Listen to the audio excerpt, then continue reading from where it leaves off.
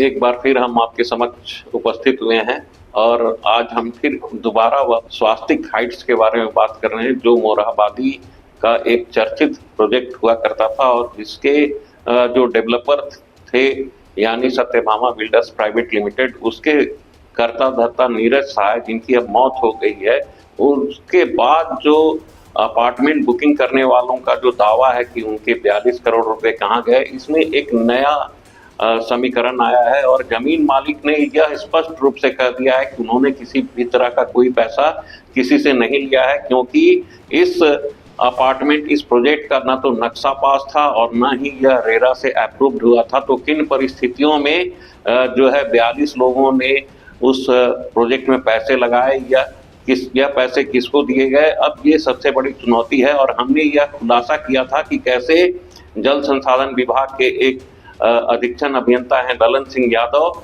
उन्हीं की कंपनी है सत्यभामा बिल्डर्स प्राइवेट लिमिटेड, और अब सत्यभामा बिल्डर्स प्राइवेट लिमिटेड की यह जवाबदेही है कि वो लोगों को बताए कि पैसे किसने लिए हैं। और ललन सिंह को अब सामने आना होगा, क्योंकि इस संबंध में ऑल व्यापार सहयोग संगठन नामक एक संस्था है, उन्होंने मुख्यमंत्री सचिवालय को पत्र लिखकर 2 करोड़ की ठगी के मामले को सामने लाने और इसकी जांच कराने की मांग की है। और मुख्यमंत्री सचिवालय से यह कहा गया है कि इस पूरे मामले में जो कोतवाली थाने में प्राथमिकी आलोक कुमार गुप्ता ने कराई है, उस पर जो है जांच कराई जाए और दोषियों को सामने लाया जाए। खासकर सत्यभामा बिल्डर्स के जो प्रमोटर्स हैं उनको सामने लाने की कोशिश की जाए। उधर जो जमीन मालिक हैं, जो स्वास्तिक ग्रुप ऑफ कंपनीज से जुड़े हुए लोग हैं और उनके जो एक वरिष्ठ निदेशक हैं विनय सरावगी, उन्होंने कहा है कि हमने किसी भी तरह का कोई पैसा लोगों से नहीं लिया है, और यदि लोग कह रहे हैं कि उनके नाम पर पैसे लिए गए हैं तो यह आकर उन्हें बताएं। और उन्होंने यह भी कहा है कि जो कोतवाली में प्राथमिकी उनके परिवार वालों को खिलाफ दर्ज कराई गई है वह गलत है, और इसको लेकर उन्होंने ईडी और जो अन्य तमाम एजेंसियां हैं, बड़ी एजेंसियां हैं, उन्हें भी पत्र लिखा है और मुख्यमंत्री हेमंत सोरेन से भी इस मामले में पहल करने की अपील की है। अब देखना है कि मामला किस करवट बैठता है। देखिए, मुझे ज्ञात हुआ है कि आलोक गुप्ता नामक एक व्यक्ति ने मेरे ऊपर और मेरे परिवार के कुछ सदस्यों के ऊपर एक प्राथमिकी कोतवाली थाना में दर्ज कराई है। मैं कलकत्ते में था और मुझे इसकी जानकारी उस समय प्राप्त हुई। इस विषय में प्राथमिकी देख करके ऐसा ही प्रतीत होता है कि आलोक गुप्ता ने अपने पर्सनल एजेंडा से हम लोगों के ऊपर दुर्भावना से प्रेरित होकर के यह मुकदमा हमारे ऊपर करने का प्रयास किया है। आपको मैं बता दूं कि हम लोगों का परिवार का मोरहाबादी में कुछ जमीन है, उसमें से पूर्व में भी हम लोगों ने 55 कट्ठा जमीन श्री नीरज सहाय को डेवलप करने के लिए दिया था, जिसमें उन्होंने 60 फ्लैट का निर्माण कराया है। तत्पश्चात उसको करीब करीब कंप्लीट होने के समय में उन्होंने मेरे से, नीरज सहाय जी ने आग्रह किया, तो हम लोगों ने पुनः उनको करीबन 55 कट्ठा जमीन डेवलपमेंट के लिए दिया और उसका नाम हम लोगों ने उनको कहा कि इसका नाम स्वास्तिक हाइट रखा जाएगा, और संभवतः 2020 में हम लोगों ने एग्रीमेंट किया। वह जमीन मेरे नाम से, मेरी पत्नी के नाम से, मेरे एक भाई विजय सरावगी उनकी पत्नी के नाम से और मेरी एक भाभी के नाम से है, जिन पांचों के ऊपर ये दुर्भावना से प्रेरित होकर के हमें बदनाम करने के लिए श्री आलोक गुप्ता ने हमारे ऊपर एक मुकदमा दायर किया है। आलोक गुप्ता ने यह आक्षेप लगाया है कि हम लोगों ने नीरज सहाय से मिल करके कुछ पैसा हम लोगों ने हड़पने का प्रयास किया है। मैं यह बताना चाहूँगा कि आलोक गुप्ता, जहाँ तक नीरज सहाय का सवाल है, नीरज सहाय की का निधन करीब 1 साल पहले या कुछ दिनों पहले हुआ है।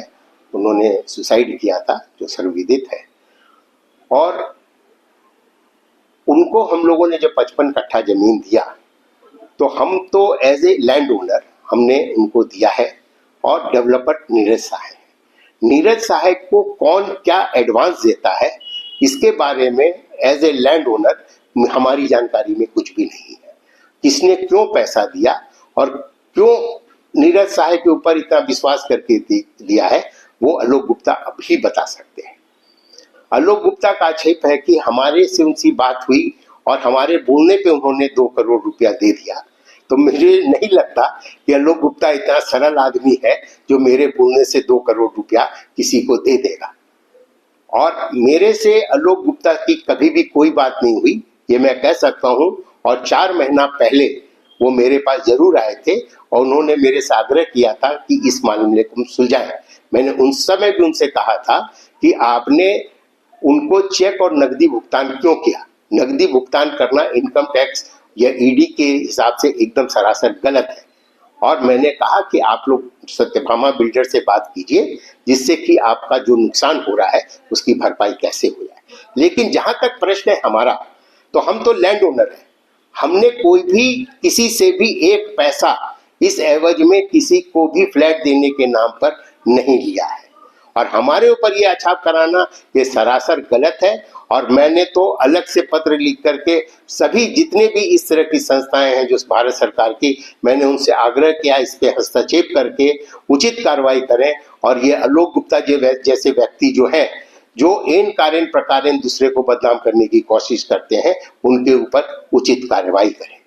जहां तक प्रश्न है कि 2 करोड़ रुपया देने का, जिस समय मेरी जानकारी के अनुसार जिस समय का ये 2022 का लगा रहे हैं, उस समय तो म्युनिसिपल कॉर्पोरेशन से शायद नक्शा ही पास नहीं हुआ था और रेरा से भी अप्रूव नहीं था। भारत सरकार कहती है कि रेरा बिना अप्रूवल के कोई भी आदमी किसी को भी कोई एडवांस नहीं दे सकता है। और रेरा अप्रूवल के बाद में हर प्रोजेक्ट के लिए अलग बैंक अकाउंट खुलता है। अब मैं नहीं समझता कि ये सब जानकारी मिस्टर आलोक गुप्ता के पास नहीं होगी, क्योंकि आलोक गुप्ता बहुत ही षड्यंत्रकारी रहे हैं शुरू से। और मुझे मालूम है कि इनके ऊपर कितने केस और कितने मुकदमे चल रहे हैं, और जिसकी जानकारी अभी बहुत जल्द सब लोगों को, क्योंकि इनका धंधा ही यही है। और बात है कि इनका एक पैरागॉन फाइनेंस है जो एनबीएफसी है, उसके विरोध में भी मैंने सेबी को और उचित कार्रवाई के लिए लिखा है कि जिस तरह इसका चक्रव्यूह करके ये शरीफ लोगों को फंसाना चाहते हैं उस पर उचित कार्रवाई की जाए। तो आप मान के चलिए कि अभी को कि ये लीगल है और मैं और मेरा पूरा परिवार इस आलोक गुप्ता के पूरे परिवार के ऊपर में बढ़िया से क्रिमिनल और सिविल दोनों क्षतिपूर्ति का हम लोग इसके ऊपर कार्रवाई करेंगे और बड़ी कार्रवाई करेंगे, जिससे कि इसके बाद आलोक गुप्ता किसी अन्य को तंग करने की हिमाकत नहीं कर सके। नमस्कार, जोहार।